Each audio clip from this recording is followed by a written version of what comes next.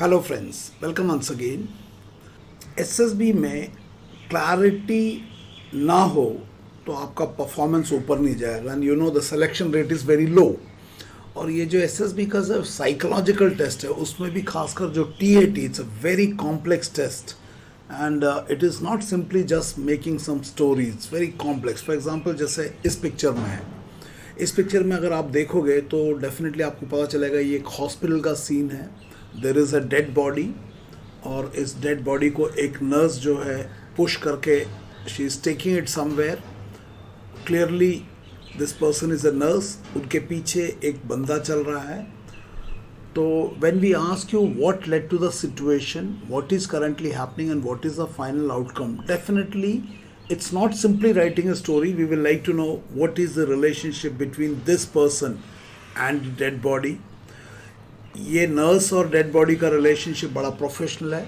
She may not be directly involve in this, she is doing a professional job.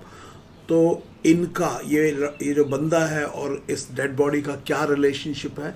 और dead body के अंदर मतलब because of the sheet you cannot know whether this is a male or a female or whatever, but that you'll have to establish. And secondly, under what circumstances this person has died and how is this death going to affect the family and how is going to handle it. There are multiple ways to handle it, है ना?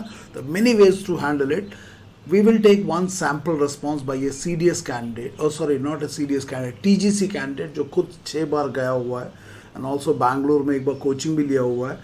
and let's see how has he responded and उस response को देखकर आपको ये समझ में आएगा कि आप अपने हीरो को एक रियलिस्टिकली ना करके एक larger than life Amarendra Baahubali की तरह उठा देते हो, which is abnormal and it does not appeal to the logic, general logic. सामाजिक समझ नहीं दिखा के आप हीरो को हाईलाइट करके इतना फोकस कर देते हो कि his action become highly inflated and not acceptable. तो ऐसा एक रेस्पॉन्स यहाँ पे दूंगा, मैं इसको पढ़ूंगा और आप ही खुद ही समझ जाओगे कि इसमें क्या गड़बड़ है। और आई विल रिक्वेस्ट यू इस पिक्चर के ऊपर आप भी एक रेस्पॉन्स को लिख के यहाँ पे नीचे डालो या मुझे 9090099035 पे व्हाट्सअप करो and I will see if your responses are meeting the requirements of framing the response, TAD response. So this is the response by a TGC candidate who himself is a working candidate. 70,000 से रुपये ज़्यादा कमाता है, 6 time SSB किया हुआ है, 1 time Bangalore से coaching भी लिया हुआ है। So he writes, Suresh was pursuing his graduation. देखो पहला लाइन में ही एक डेथ को दिखाया हुआ है लेकिन आप ग्रेजुएशन से शुरू कर रहे हो। So Suresh was pursuing his graduation. So ये सुरेश है and he was pursuing his graduation. So एक कॉलेज स्टूडेंट से स्टार्ट किया है। Suresh was pursuing his graduation and his grand mother was not keeping well. तो सुरेश एक ग्रेजुएट है और ग्रेजुएशन कर रहा है। अब फर्स्ट ईयर में, सेकेंड ईयर में, थर्ड ईयर में, it's not clear, but let's take it that he is in second year और third year, whatever. So story writes, Suresh was pursuing his graduation and his grandmother was not keeping well. तो सुरेश की grand mother है। Grand mother का मतलब उसके पापा की mummy, most likely, नानी तो शायद अलग रहती होंगी, पापा की मम्मी। सो लेट्स अज्यूम कि ये सुरेश है और ये उनकी दादी माँ है। So Suresh was pursuing his graduation and his grand mother was not keeping well. Now grand mother होगा तो नेचुरली ग्रैंड मदर का बेटा यानी सुरेश का पापा भी होगा एंड ग्रैंड मदर की बहू यानी कि सुरेश की मम्मी भी होगी। So this is mummy and पापा, है ना। तो रिलेशनशिप देखते हैं इसने क्या बनाया। ये सुरेश है जो कि ग्रेजुएशन कर रहा है और ये सुरेश की दादी है और ये सुरेश का बेटा है, दादी का बेटा है और ये दादी की बहू है। नाउ कहानी में यहाँ पे क्या लिखा है कि दादी इज़ नॉट कीपिंग वेल। तो दादी इज़ नॉट कीपिंग वेल मतलब ये दादी का ये पोता है, दादी का ये बेटा है, दादी का ये बहू है और हो सकता है दादी के और भी बेटे हो, भाई हो, है ना, बेटे भी हो सकते हैं, बेटी भी हो सकता है। तो इन सब माहौल में दादी बीमार हो गई। That's way it is coming, है ना। सो पिक्चर में क्या दिखाया हुआ है, there is a young boy walking behind a nurse and the nurse is pushing a stretcher में एक डेड बॉडी पड़ा हुआ है और हमारा ओपनिंग सेंटेंस है टीजीसी कैंडिडेट का, Suresh was pursuing his graduation and his grand mother was not keeping well. Now मैं आपको फोकस करने का कोशिश करूंगा कि इस पूरे परिवार में किसका रोल को डोमिनेंटली उठा रहे हैं आप, उसको बताना। He consulted the doctors, who, father, बहू या दादी के बाकी बच्चे? नो, सुरेश। सो यहाँ पे सुरेश को लिफ्ट किया जा रहा, देखना इस कहानी में सुरेश के रोल को ध्यान देना, और सुरेश के पापा जो कि दादी का सीधा बेटा है और उनके साथ रहता, उनका रोल को कैसे साइडलाइन किया, ध्यान से देखना। Suresh was pursuing his graduation and his grand mother was not keeping well. He मतलब सुरेश कंसल्टेड द डॉक्टर, बेटे ने नहीं, बहू और ने नहीं, पोते ने consulted the doctor and gave timely medicine. बहू ने नहीं मेडिसिन दिया, बेटे ने नहीं दिया, कॉलेज जाने वाले पोते ने टाइम में मेडिसिन दिया। So he consulted the doctor, gave timely medicine, food. Suresh जो कॉलेज जाता है उसने खाना दिया, जबकि खाना घर में बहू का काम है यार, उनकी सासू माँ बीमार है तो। मेंटेन प्रॉपर हाइजीन, सुरेश ने घर में और दादी के कमरे में और चारों तरफ में प्रॉपर हाइजीन भी मेंटेन किया, पापा और मम्मी का रोल नहीं, सुरेश। ही also took her for walk, Suresh ना सिर्फ उन्होंने टाइमली मेडिसिन दिया, डॉक्टर से कंसल्ट किया, फूड दिया, प्रॉपर हाइजीन दिया, उन्होंने दादी माँ को वॉक पे भी ले गया। टॉक टू हर, सुरेश ने दादी से खूब बात किया ताकि दादी बिजी रहे। To her and made her laugh, और सुरेश ने दादी माँ को खूब हंसाया।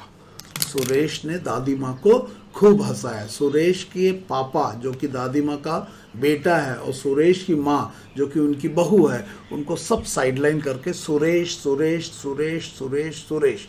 This is Amarendra Baahubali, this is artificially trying to show OLQs, sprinkle OLQs। समझ में आ रहा तो मुझे बताना। This is deliberately attempt to show OLQs, इसे बोलते हैं कॉन्शियस लेवल पे, चेतन मन के उसमें आप OLQ छिड़क रहे हो, स्प्रिंकल OLQ कर रहे हो। कितना वो समझ में आ रहा मुझे जरूर बताना, है ना। Suresh was pursuing his graduation and his grand mother was not keeping well. He consulted the doctors, gave timely medicine, food, maintain proper hygiene. He also took her for walks, talked to her and made her laugh, and also made sure every person in family spend time with her। मतलब सुरेश ने ये भी यकीन किया कि पिताजी अपनी माँ के साथ टाइम स्पेंड करे, बहू अपने टाइम, मतलब ये सब कौन कर रहा है? सुरेश। और सुरेश कौन है? ही वॉज परस्यूइंग हिज ग्रेजुएशन, मतलब वो करीब 18, 20, 19, 20 साल का लड़का होगा, 19 या 20-21 साल का लड़का होगा। वो लड़के ने, can you see the amount of responsibility Suresh is taking? Consulted doctor, gave timely medicine, food, maintained proper hygiene, took her for walks, talked to her, made her laugh, and he also made sure every person in family spends time with her. He also used to talk to her olden days and enjoyed spending time with her. Suresh अपनी दादी के साथ बैठ के दादी के पुराने दिनों के, दादी के बचपन के दिनों की कहानियों को बात करता, याद करता, और बहुत इन्जॉय किया सुरेश ने दादी माँ के साथ टाइम स्पेंड करते हुए। सुरेश वॉज इन कॉलेज, क्योंकि after all Suresh college student है, तो Suresh was in college when he received a call from his father, कि पापा से एक कॉल मिला अबाउट हर इलनेस, दादी के बीमार होने के बारे में एक कॉल मिला सुरेश को। कहाँ पे था सुरेश? घर पे, कॉलेज में। And he rush to hospital, और सुरेश बहुत तेजी से कॉलेज छोड़ के कहाँ आ गया? हॉस्पिटल में। और जैसे आया, ही अगेन टुक ओवर, जैसे ही वापस आया Suresh again took over. Father को बोला आप साइड चलो, मामा जी आप साइड चलो, चाचा जी आप साइड चलो, दादी के बाकी बच्चे साइड चलो, I have come. He takes over, that's the kind of OLQ sprinkle कर रहा वो। तो जैसे ही Suresh rush to the hospital from college, what did he do? He talks to doctor, उसने डॉक्टर से पूछा क्या हुआ doctor, and supported his father, और उसने फादर को सपोर्ट किया, जबकि फादर ने सुरेश को सपोर्ट करना, दादी को सपोर्ट करना है, उल्टा। As his grand mother was no more, Suresh की ग्रैंड मदर चल बसी। है ना. He did all the documentation. Suresh did all the documentation. क्या पापा बहुत इनकेपेबल थे कि सारा काम सुरेश को ही करना पड़ रहा है? सुरेश 19-20 साल का लड़का, he should be supporting father, not taking over father. ये स्टोरी में एबनॉर्मलिटी है. कितना समझ में आ रहा? आप अपने पापा को ही साइड लाइन कर रहे हो अपने आप को OLQ को स्प्रिंकल करने के चक्कर में. उस चक्कर में आपको एक जो पारिवारिक संबंध होता है और जिम्मेवारियां होती है वो सब हटा के everything you are trying to do, you want to show that you are larger than life. That's not the way life operates. कितना समझ में आ रहा है? He did all the documentation at the hospital. मतलब सुरेश ने हॉस्पिटल में सारा डॉक्यूमेंटेशन किया. पापा निकम्मे थे, मामा निकम्मे थे, दादी के बाकी बेटे निकम्मे थे, है ना. Motivated and supported family. Suresh ने अपने परिवार को मोटिवेट किया और सपोर्ट किया. एंड ग्रैंडफादर, लास्ट में ग्रैंडफादर भी लिया. मतलब ग्रैंडमदर को तो मार दिया, अचानक एक और आ गए, ग्रैंडफादर भी आ गए. तो ग्रैंडफादर अपनी वाइफ के साथ नहीं बैठता था, सुरेश बैठता था. ग्रैंडफादर को नहीं पता उनकी वाइफ ग्रैंडमदर बीमार है, उनके साथ बैठो, गप्पे मारो और उनको कंपेनियनशिप दो. सबसे ज़्यादा ग्रैंडफादर ने देना चाहिए था या सुरेश ने देना था, और बेटे ने देना था, बहू ने देना था. सबको हटा के सुरेश सुरेश सुरेश, लास्ट में ग्रैंडफादर लिया. तो why did not grandfather maintain proper hygiene, take her, went her for walk, made speak to her with a golden days, olden days, अपनी इश्क की कहानियाँ सब सुनाते. ये सब सुरेश क्यों सुना रहा? और उसके बाद देखो इसने क्या किया, इन्फॉर्म रिलेटिव्स. क्या दादी के बाकी भाई और बहुओं को पता नहीं था कि दादी बीमार है? सब काम यही कर रहा. सुरेश के पिताजी ने क्यों नहीं किया ये काम? And arrange for cremation. और सुरेश ने क्रिमेशन के लिए भी अरेंज किया. सुरेश का फादर निकम्मा लगता है. तो आपने सुरेश को इतना बड़ा बना दिया अमरेंद्र बाहुबली की तरह कि आपने पापा को नीचे कर दिया, पापा की वाइफ को नीचे कर दिया, ग्रैंडफादर को घुसेड़ दिया, और पूरा का पूरा मतलब दादी का पूरा दारोमदार आपने उठा लिया. This is an abnormal story. मुझे ज़रूर बताना क्या समझ में आया. आपने सुरेश को लार्जर देन लाइफ बना के SSB को क्या प्रूव करना चाहते हो? क्या वास्तव में आप ऐसे रिस्पॉन्सिबिलिटी लेते हो? क्या वास्तव में आप घर पे ऐसे करते हो जहाँ पे पापा को साइडलाइन करते हो? अगर ऐसे करते हो तो this something abnormal in your family. So this is not the way you have to write responses. मुझे ज़रूर फीडबैक लिख के बताना कि क्या समझ में आया. And if you are also making such mistake, please be careful. Don't create your hero larger than life. Making part of the society and उसको सोशल स्ट्रक्चर, सामाजिक समझ के साथ लिखो.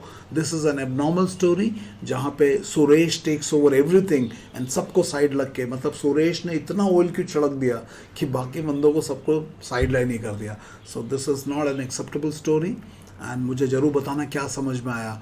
और आपको भी इस तरह का फुल साइट टेस्ट असेसमेंट और उसका वीडियो बेस्ड असेसमेंट करवाना है मुझसे, तो आप मुझे इन दिए हुए नंबर पे कांटेक्ट कर सकते हो. And I will share you the details. 9090099035 या 7798647177 पे कांटेक्ट कर सकते हो. फुल साइट टेस्ट और उसका वीडियो बेस्ड असेसमेंट जैसे इस तरह का हो रखा है. एग्जैक्टली पिन पॉइंट करके पता चल जाएगा कहाँ पे गड़बड़ है. 500% clarity. Please remember, psychological tests are complex testing. It is testing your static pattern of behavior. It is a non-interactive and non-intervention test. आपसे पूछा नहीं जाएगा कि आपने ऐसा क्यों लिखा, सुरेश ने ऐसा क्यों किया, पापा कहाँ गए, ये पूछा नहीं जाएगा. So you have to bring so much of clarity कि पढ़ने वाला साइकोलॉजिस्ट को खुद ही क्लियर हो जाए, क्योंकि आप क्लियर हो. Unless you are internally clear, you can not bring clarity in the mind of the psychologist. उसके अलावा अगर आपको हर मंडे को पुणे में 2 वीक्स का कॉम्पोजिट बैच शुरू होता है, SSB एंड SML का कंबाइंड बैच, जिसको कि हर मंडे से शुरू होता है. Next one will be from next Monday.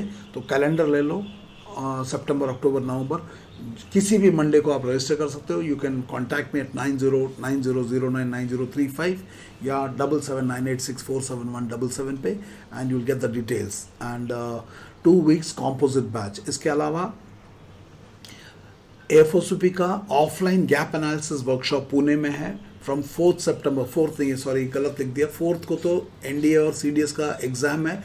5th सितंबर से 9th सितंबर तक का.